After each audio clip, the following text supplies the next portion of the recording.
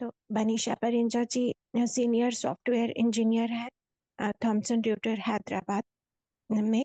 और यूएचवी से मार्च 22 से कनेक्ट हुए और मॉर्निंग सेशन से 6th बैच से कनेक्टेड है।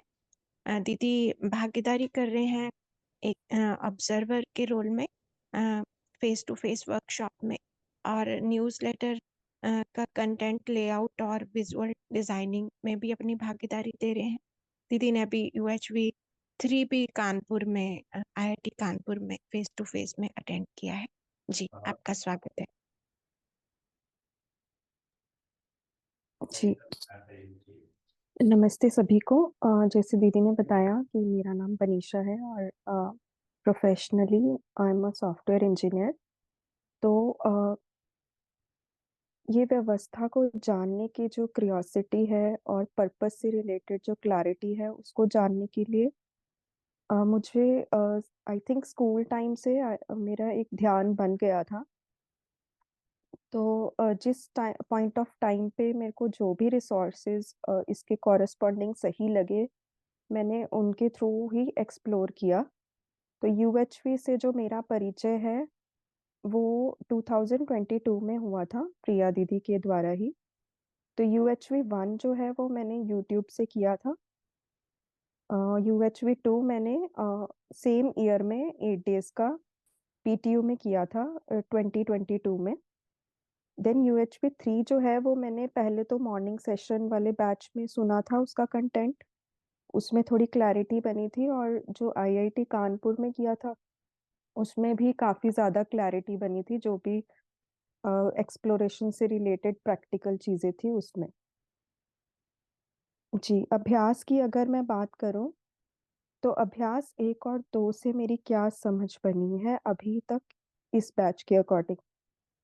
तो इस बैच में पर्टिकुलरली मैंने ये नोटिस किया कि जो भी मेरी प्रतिक्रिया हो या अनुक्रिया हो, जो रिएक्शन एंड रिस्पॉन्स मैं करती हूँ बेस्ड ऑन कल्पनाशीलता, वो कुछ ऐसे पैटर्न्स हैं जो मुझ में या तो रिजॉल्व नहीं है या रिजॉल्व है, उसके रिफ्लेक्शन ही बिहेवियर में आती है, ये मैंने नोटिस किया। तो इंटरनली जो भी पैटर्न्स मेरे में चलते हैं उसी की रिफ्लेक्शन मेरे बिहेवियर में आती है। और मुझे ऐसा लगता है कि बाहर वाले, मैंने ये भी नोटिस किया कि हम चाहते हैं कि जो हम कर रहे हैं या जो हम चाहते हैं वैसे ही बाहर का एनवायरनमेंट होना चाहिए, पर बाहर का एनवायरनमेंट वैसा होता है जो मेरे अंदर होता है उसको निकालने के लिए ट्रिगर पॉइंट्स होते हैं।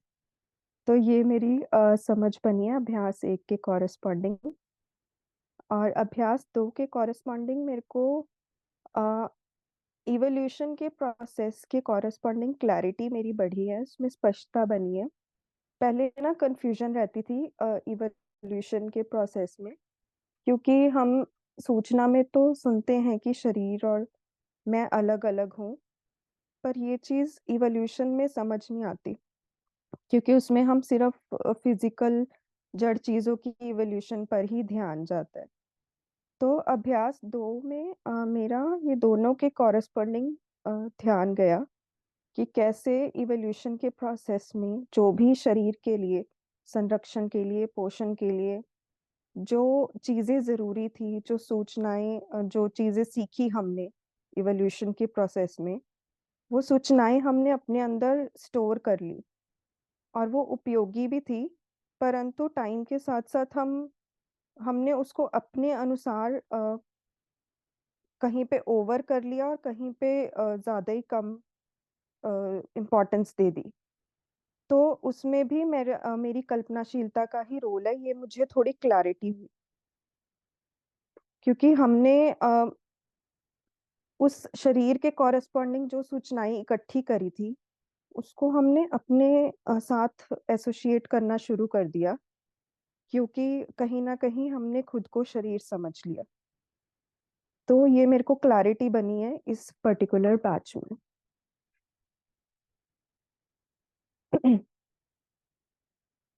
अभ्यास को अगर मैं स्टेप वाइज देखूं तो एक्सरसाइज 1 में जो स्टेप 1 है कि मैं कल्पनाशीलता को कि मैं जो भाव और विचार हैं, उनको कितना देख पाती हूँ, बिना प्रतिक्रिया के या शुद्धृष्टा की जगह से। तो एट प्रेज़ेंट मुझे ऐसा लगता है कि मैं कल्पनाशीलता को देखती तो हर वक़्त हूँ, परंतु 80% जो ध्यान है, वो विचारों के स्तर पर ही रहता है। भाव जो हैं, वो एक तरीके से सूक्ष्म हैं, तो वो उस पर कॉन्शियसली ध्यान देना पड़ता है। वो ऐसे स्पष्ट नहीं होते हैं हर बार। तो क्योंकि अभ्यास जो है वो विचारों पर ध्यान देने का है, तो भाव जो है वो ध्यान उस पर तभी जाता है जब कोई ऐसी सिचुएशन या ऐसा कुछ ट्रिगर हो जिससे कि जो अभी जो करंट भाव चल रहा है उसमें सडन शिफ्ट हो जाता है। तब उस पे ध्यान जाता है कि ये चेंज हुआ है भाव, तो ये क्यों चेंज हुआ है? तो उस टाइम पे भाव पे पर्टिकुलरली ध्यान जाता है। वैसे नॉर्मल अगर कुछ काम कर रहे हैं तो उसमें कुछ चेंज नहीं हो रहा भाव में, तो उस टाइम पे विचारों में ही ज़्यादा ध्यान बना रहता है। स्टेप 2 में अगर देखें तो स्वयं में जो भाव कल्पनाशीलता में दिखते हैं, उनको मैं सहज भाव स्वभाव या मानवीय स्वभाव को देख पाती हूँ या नहीं। तो इसको मैं देख तो पाती हूँ, परंतु ये फिर उसी में चला जाता है पैटर्न्स के अकॉर्डिंग कि जब डिस्टर्बेंस होती है तब ज़्यादा ध्यान जाता है और उसमें दोबारा सहज भाव में और स्वभाव में आने की इच्छा बनती है। तब ये चीज़ ध्यान में आती है कि हाँ, वो निरंतरता जो है वो भंग हुई है। तो हम दोबारा उसमें जाने की इच्छा होती है और फिर उसके कॉरेस्पॉन्डिंग रीडायरेक्शन होती है पूरी कल्पनाशीलता की।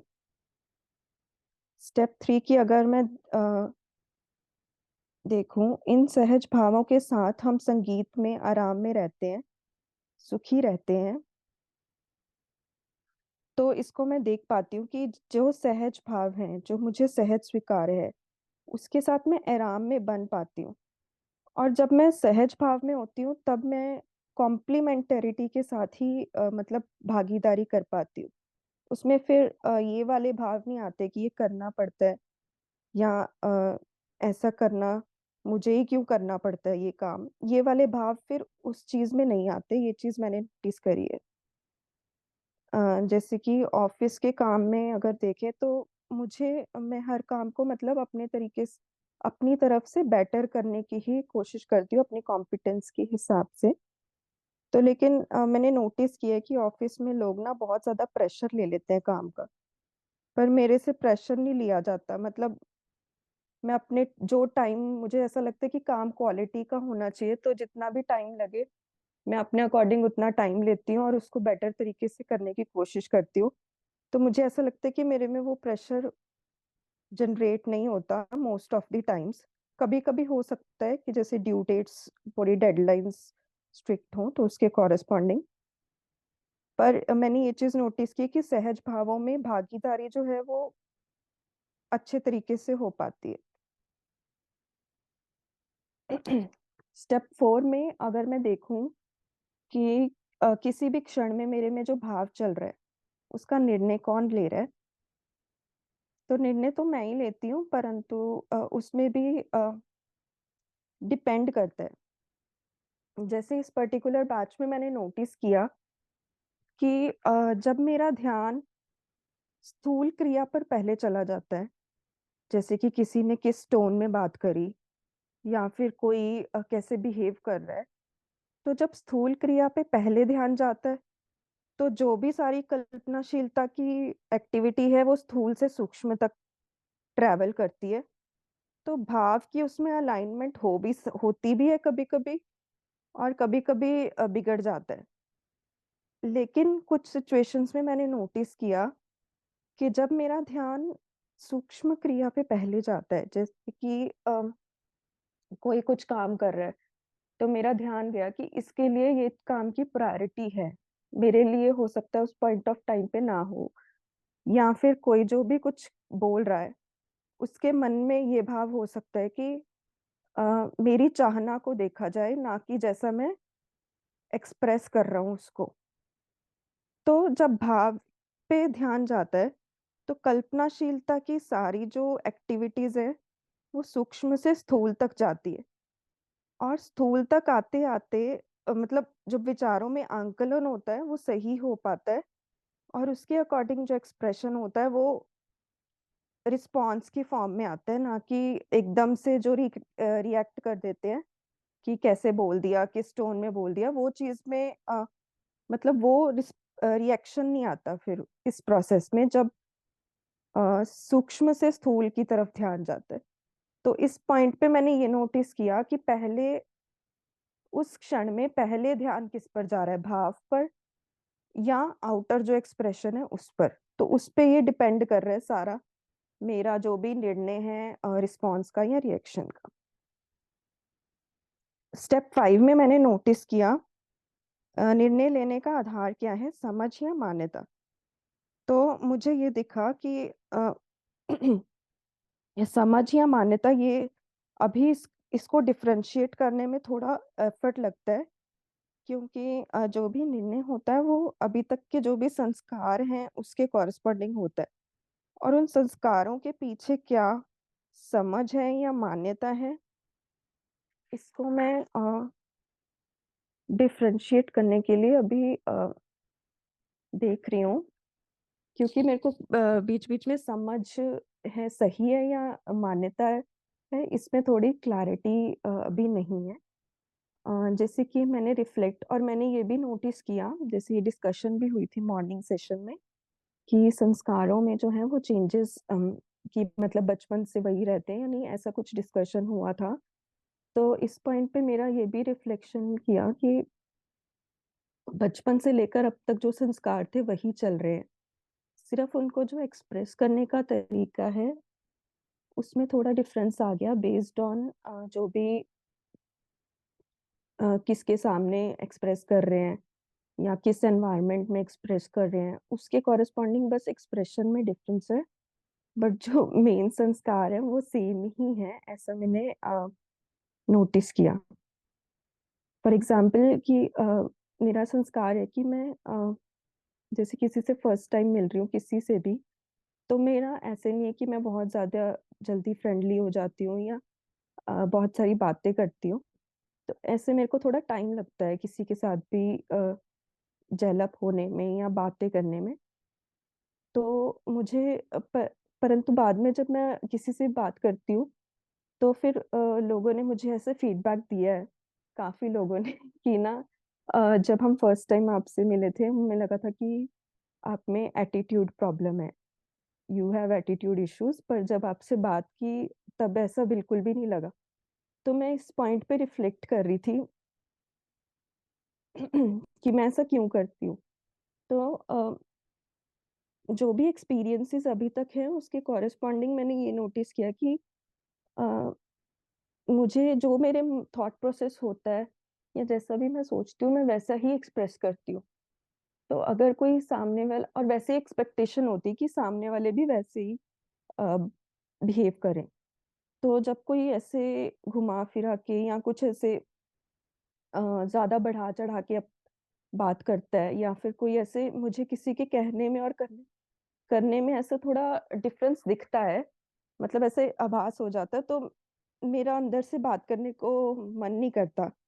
तो ये चीज़ मैंने नोटिस करी है, तो मुझे ऐसा लगता है कि ये कॉन्शियसली और सबकॉन्शियसली ये डिसाइड हो जाता है कि मैं टाइम लेती हूँ देखने में कि किससे मुझे बात करनी है ऐसे चूज़ करने में, तो इसमें थोड़ा टाइम लग जाता है। इसलिए मैं पहले कभी भी ऐसे बातें बहुत ज़्यादा नहीं कर पाती। और स्टेप 6 में अगर मैं देखूँ संबंध, व्यवस्था और सह-अस्तित्व। हाँ, ये मुझे सहज स्वीकार्य होता है। संबंध और व्यवस्था को मैं देख सकती हूँ, क्योंकि ये स्थूल में भी मतलब ऐसे समझ में आती हैं क्रियाओं के रूप में और एनवायरनमेंट के रूप में। परंतु सह-अस्तित्व वाला पॉइंट जो है वो मेरा अभी ध्यान गया है कि इसकी भी अंदर में कुछ इच्छा या रिफ्लेक्ट ऐसे प्रायोरिटी नहीं है, बट ये अंदर में कहीं न कहीं चलता रहता है। तो इसको मैं समझ नहीं पाई थी पहले, पर मैंने कुछ इंस्टांसेस शेयर किए थे गणेश सर से आईआईटी कानपुर वाले सेशन में, तो उन्होंने उसके आंसर यही बोला था कि सह अस्तित्व को समझने की अ, जरूरत है। तो फिर मैंने उसको रिलेट कर पाई थी, तो उसकी क्लैरिटी मुझे फिर अभी बनी है कि सह अस्तित्व किस चीज को बोल रहे हैं। और सेवेंथ पॉइंट,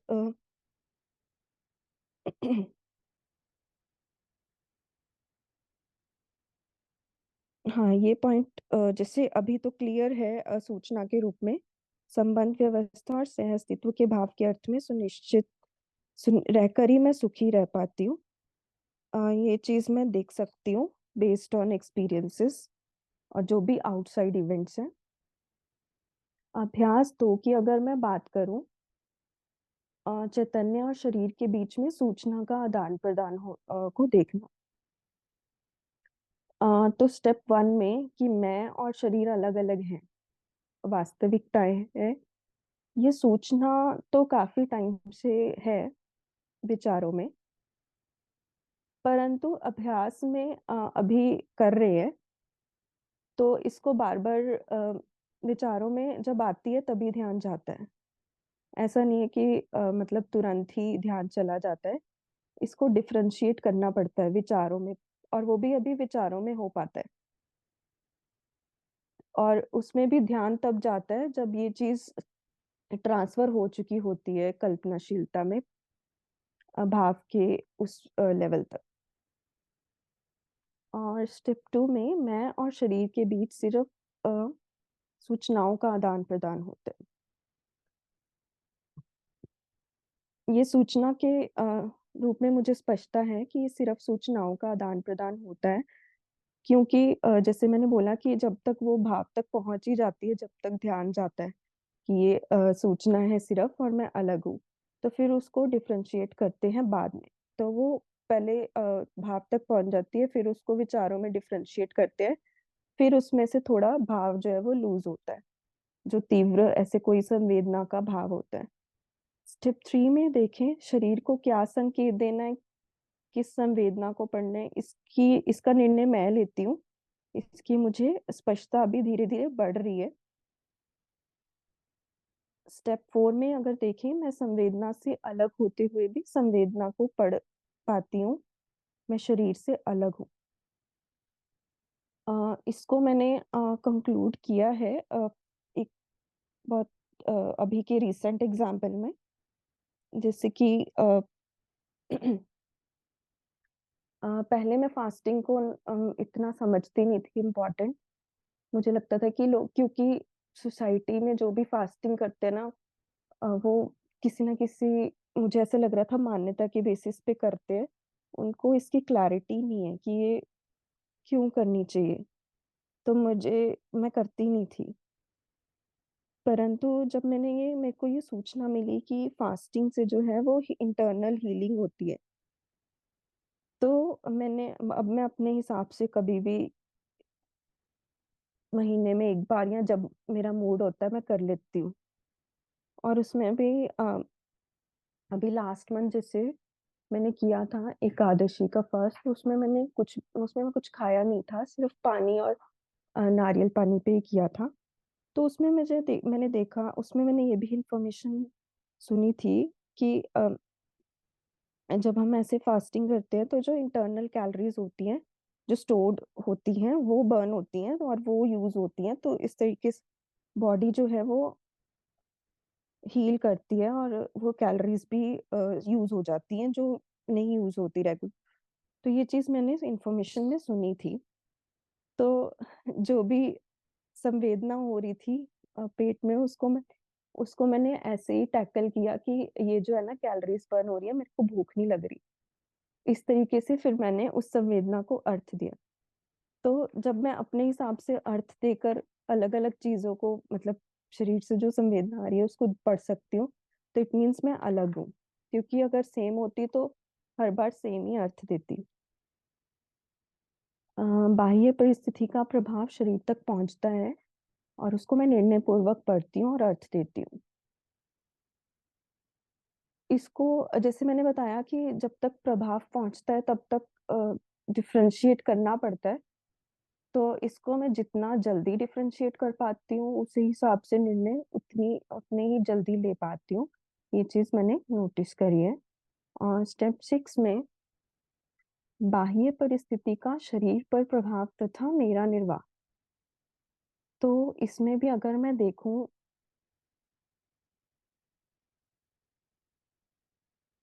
जो फर्स्ट पॉइंट है बिहेवियर ऑफ अदर्स, इसमें परिस्थिति दूसरे जो भी बोल रहे हैं या जिसको मैं अर्थ दे रही हूँ, ये मेरे साथ स्कूल टाइम से ही होता है कि मेरी शक्ल देख के कोई मुझे समझता नहीं कि मैं पंजाब की हूँ, सारे मुझे साउथ इंडियन ही समझते हैं। तो अभी जैसे मैं रिसेंटली ही स्विच करी है जॉब, तो मैं जब ट्रेवल किया हैदराबाद में, तो वो भी मेरी शक्ल देख के तेलुगु बोलना शुरू कर देते थे, तो मुझे समझ नहीं आती थी। तो मैंने देखा कि जब कोई बाह्य परिस्थिति में जब मैं अर्थ नहीं दे पाती तो टाइम लगता है रिस्पॉन्ड करने में, तो उसी हिसाब से फिर इवैल्यूएशन भी ठीक होती है और भाव इतनी जल्दी इफेक्ट नहीं होते। ये चीज मैंने नोटिस की। फिर उनको बताना पड़ता है कि मेरे को नहीं समझ आ रही, तो वो हिंदी में बोलते थे। तो मैंने ये चीज नोटिस करी कि जो भी मैं जितना मीनिंग दे पाती हूँ, अगर जैसे वो मेरे तक ट्रैवल ही नहीं किया, मैंने उसको मीनिंग ही नहीं दिया इतनी तेजी से, तो भाव पे उतना इफेक्ट नहीं पड़ा।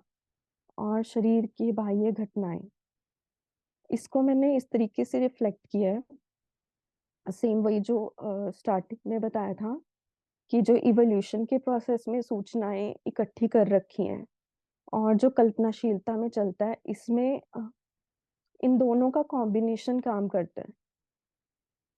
जैसे कि आग से हमें पता है कि जल सकते हैं, परंतु ठंड के मौसम में हम आग सेकते हैं तो थोड़ी दूरी से सेकते हैं, ज्यादा पास नहीं लेके जाते। तो इंफॉर्मेशन भी है उसमें, कल्पनाशीलता में भी चल रहा है और मौसम भी है। तो ये सारी चीजें एक तरीके से कॉम्बिनेशन में काम करती रहती है। थर्ड पॉइंट में अगर शरीर के अंदर की घटनाएं, जैसे कि फास्टिंग के अगले दिन अ, बहुत ज्यादा बॉडी लाइट फील कर रही थी, तो मैं भी बहुत ज्यादा लाइट फील करने लगी। तो एकदम से मेरा ध्यान गया कि मैं क्यों लाइट फील कर रही हूँ, ऐसा तो कुछ आज नया हुआ ही नहीं, ऐसा कुछ मतलब फ्रेश वाला चीज मेरे को नोटिस नहीं की कि बाहर कुछ ऐसा हुआ हो। तो मेरा एकदम से ध्यान गया कि बॉडी के जो मैंने उस चीज को रीड किया और वो भाव तक पहुंच गई और भाव भी लाइट हो गए, तब मैंने ही इसको देखा कि कैसे बॉडी की जो संवेदनाओं का इम्पैक्ट है वो मूड पे हो रहा है। तो ये चीज शरीर के अंदर की घटना कैसे इंस्टेंट मूड पे इफेक्ट करती है, ये चीज पे मेरा उस दिन ध्यान गया। लास्ट जो है भाव विचार कल्पनाशीलता में, वो तो ध्यान रहता ही है, क्योंकि कभी किसी काम को हम किसी मूड से करते हैं और कभी किसी काम को किसी मूड से, तो जो भी कल्पनाशीलता में चल रहा होता है उस हिसाब से हम शरीर से काम लेते हैं। मैं शून्य के सह अस्तित्व में हूँ, और ये चीज मुझे सूचना के रूप में तो पता है, परंतु इसको मैं ऑब्जर्व अभी विचारों में ही कर रही हूँ, ऐसा मुझे मैं कह सकती हूँ। अभी मेरे को इतनी स्पष्टता नहीं है कल्पनाशीलता में, अभी विचारों के स्तर पर ही ये मैं इसको इवेल्युएट कर पाती हूँ। फोर्थ पॉइंट, सुख स्वभाव है या प्रभाव, इसमें कितनी स्पष्टता बनी है। तो इस पे मेरे को वर्ड में थोड़ी कंफ्यूजन हो गई थी, क्योंकि सुख काफी मेरे को ऐसे लगता है कि काफी वास्ट वर्ड है, तो मैं शरीर के रूप में देखती हूँ कि कुछ खाने से कुछ पीने से, तो मेरे को सुख वर्ड ही सही लगता है। लेकिन जब मैं सेल्फ के अर्थ में देखती हूँ तो मेरे को हार्मनी ज्यादा सूटेबल लगता है, कि मैं अपनी हार्मनी अपने भाव में रहूं, शायद उसी को मैं सुख बोल रही हूँ। ये मेरे को ऐसे अभी तक क्लैरिटी बनी है। लास्ट जो पॉइंट है कि यदि सुख स्वभाव है तो इस रूप में स्वयं में सुनिश्चित करने के लिए क्या कार्यक्रम कर रहे हैं। तो इसमें जैसे जैसे मैंने बोला कि जो सोर्स मेरे को सही लगता है जिस पॉइंट ऑफ टाइम पे मैं उसको सुन लेती हूँ। और जैसे मॉर्निंग सेशन तो कर ही रही हूँ जब से ये 6th बैच से आई, 6th 7th से। तो कल्पनाशीलता में जैसे वो होता है ना, एक झरना, एक झील होती है जिसके ऊपर जो है वो लहरें दिखती हैं, क्योंकि वो एक्सप्रेशन में कुछ ना कुछ चल रहा है। तो उसके नीचे वाली जो लहरें है ना, वो इतनी फास्ट नहीं होती पर वो चलती रहती है। तो ऐसे मुझे लगता है कि कल्पनाशीलता में भी ये सारा कंटेंट और ये सारी चीजें चलती रहती हैं। तो उसी के कॉरेस्पॉन्डिंग ही कार्यक्रम बनता है। और कभी ऐसा होता है कि कोई लहर जो है वो अंदर वाली लहर तक पहुंच जाती है, तो ध्यान चला जाता है कि अच्छा ये वाला पॉइंट इस तरीके से बाहर कनेक्ट हो रहा है। तो इस तरीके से सुनिश्चित करने के लिए ये चीज कल्पनाशीलता में चलती रहती है। और कमिटमेंट्स के बारे में जैसे दीदी ने बताया कि जो भी मेरी अवेलेबल हॉलीडेज होती हैं, उसके कॉरेस्पॉन्डिंग मैं वंस इन अ क्वार्टर या जैसे भी 3 days की वर्कशॉप में एज एन ऑब्जर्वर जाती हूँ। यहाँ कब जैसे अपने लिए, जैसे अभी 8 days की आईआईटी कानपुर में गई थी, तो इस तरीके से मैं उसको यूटिलाइज कर कर लेती हूँ। और उसके अलावा जो भी अपने स्केड्यूल के अकॉर्डिंग जैसे डिजाइनिंग का थोड़ा बहुत काम होता है, वो चीज मैं अभी तक कर पाती हूँ। जी दीदी। जी, बहुत बहुत धन्यवाद बनीशा जी, बहुत अच्छे से आपने अपनी शेयरिंग को रखा है। मैं आपको, हमारी मुलाकात तो यूएचवी से पहले, काफी पहले से हम दूसरे को जानने लगे थे। तो आपकी शेयरिंग में जो इम्प्रूवमेंट हो रही है और अपने आप में, सेल्फ में जो इवॉल्व हो रहा है, वो मुझे तो बहुत अच्छी लगी आपकी शेयरिंग। तो अभी कुमार भैया से पूछते हैं। भैया, मनीषा जी की शेयरिंग के बारे में अपना फीडबैक। जी नमस्ते बनिशा जी। बहुत ही बढ़िया ढंग से आपने शेयरिंग रखी। नमस्ते स्टेप भैया। By step. नमस्ते। स्टेप बाय स्टेप स्टेप बड़ी ही सूक्ष्मता से ऑब्जर्व करते हुए आपने अपने पूरे मूल्यांकन को रखा, पूरी शेयरिंग को रखा। ये भी दिखाई दिया कि जो स्टेप्स हैं उसको आप जीने से रिलेट कर रही हैं, और कहाँ तक मैं उसको देख पा रही हूँ, कहाँ अभी कमी पड़ रही है, उसको भी आपने रखा। और बड़ी ही स्पष्टता और पारदर्शिता के साथ आपने पूरी बात को रखा। यूएचवी 3 में भी आप आई थी, तो अध्ययन में भी आपका काफी मन लग रहा है, ध्यान दे रही हैं। अभी आपकी भागीदारी भी अच्छी है। आपका इस बार का जो डिजाइन बनाया गया है अगले मॉर्निंग सेशन के बैच के लिए, तो वो भी काफी अच्छा है, कई लोगों ने उसको सराहा है। अभी मुझे लगता है कि आप वीकली मीटिंग्स में आ रही हैं, जो हाँ विजन जी। क्विकली। जी। NWR में मैं आती हूँ और वंस इन अ मंथ जैसे मॉडरेशन का भी लिया है। उसमें पर कभी कभी नहीं जुड़ पाती अगर ट्रैवलिंग हो, वैसे मैं NWR वाली वीकली मीटिंग में जुड़ती हूँ। अच्छा, बहुत बढ़िया। और कंटेंट को रखने का अभी तक आपने अभ्यास शुरू नहीं किया ना? जी नहीं। हाँ, उस पर थोड़ा सा ध्यान दें कि PHP 3 भी आपने कर लिया है। अब ये तो काफी क्लैरिटी आपको बनी होगी, और मैं देख रहा हूँ कि जिस बारीकी से आप ऑब्जर्व कर रही हैं वो भी काफी अच्छा है। तो आप वीकली मीटिंग्स में कंटेंट को शेयर करना अगर शुरू करें, और फिर आरपी डेवलपमेंट सेशंस में शुरू करें, तो अच्छा रहेगा। ऑलरेडी आप ऑब्जर्वर की तरह जा रही हैं, तो बहुत सारी चीजों में पकड़ पहले ही बनी होगी, तो ये आपकी अच्छी भागीदारी हो सकती है। और मुझे लगता है आपका समय भी है, तो उस समय का जितना अच्छा हम सदुपयोग कर लें उतना ही अच्छा रहेगा। ये भी दिखाई दिया कि जिसे आप स्थूल और सूक्ष्म कह रही थी, तो पहले आपका ध्यान एक्सप्रेशन की ओर ज्यादा होता था और उससे आप प्रभावित होती थी। परंतु अब किसी व्यक्ति के इंटरेक्ट करने के समय ही आपका ध्यान उसके भाव की ओर चला जा रहा है, और उसमें भी कई बार आपके उस व्यक्ति के इंटेंशन पर ध्यान चला जा रहा है। ये भी एक बड़ी अच्छी बात आपने कही कि दूसरे व्यक्ति के इंटेंशन पर ध्यान चला जा रहा है। मैं और शरीर की स्पष्टता भी आपकी और बढ़ी है, ये भी एक अच्छी बात है। तो मैं तो यही कहूंगा कि आप आगे मॉर्निंग सेशन अटेंड करते रहें, और अब वस्तु को रखने का थोड़ा अभ्यास शुरू करें। डेमो सेशंस कुछ दें, तो उससे और क्लैरिटी बनेगी। और क्या होता है कि जब हम इस बात को रखना शुरू करते हैं, तो हम अपने आप में बहुत सारे प्रश्न करते हैं दूसरे की कही गई बात में प्रश्न करने से हमारी एक तरह गति बनती है। जब हम खुद उस वस्तु को रख रहे हैं तो उसके एक आयाम पे ध्यान देते हैं, और अगला व्यक्ति अगर कोई प्रश्न कर रहा है तो उसके प्रश्न को सुनकर हमारे अंदर नए प्रश्न ट्रिगर होते हैं। साथ में ही अपने भाव का भी मूल्यांकन होता है कि हम इरिटेट तो नहीं हो रहे, परेशान तो नहीं हो रहे, किसी व्यक्ति के प्रति रिएक्शन तो नहीं आ रहा। तो एक अच्छा अवसर रहता है। तो आप उसको करें तो आपकी भागीदारी भी और बढ़ेगी, आपकी गति भी और बढ़ेगी, और मुझे लगता है इससे पूरा आपके आस-पास जो कार्यक्रम है, उसका भी विकास होगा। आप अभी पंजाब में कहाँ पर हैं?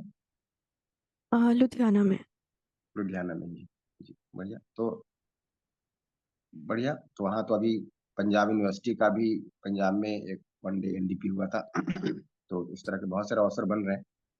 पंजाब टेक्निकल यूनिवर्सिटी में ऑलरेडी काम चल रहा था, पंजाब यूनिवर्सिटी में भी काम शुरू हुआ है। पंजाब यूनिवर्सिटी के कई कॉलेजेस के प्रिंसिपल्स ने इच्छा जाहिर की कि उनके यहाँ 3-3 या 5-5 दिन के वर्कशॉप किए जाएँ। तो मुझे तो लगता है कि अवसर भी है, आवश्यकता भी है, और आप अगर उस पर ध्यान देंगी तो और बहुत अच्छा रहेगा आपके विकास के लिए भी। बहुत ही बढ़िया, मेरी तरफ से शुभकामना दीदी। जी भैया, धन्यवाद।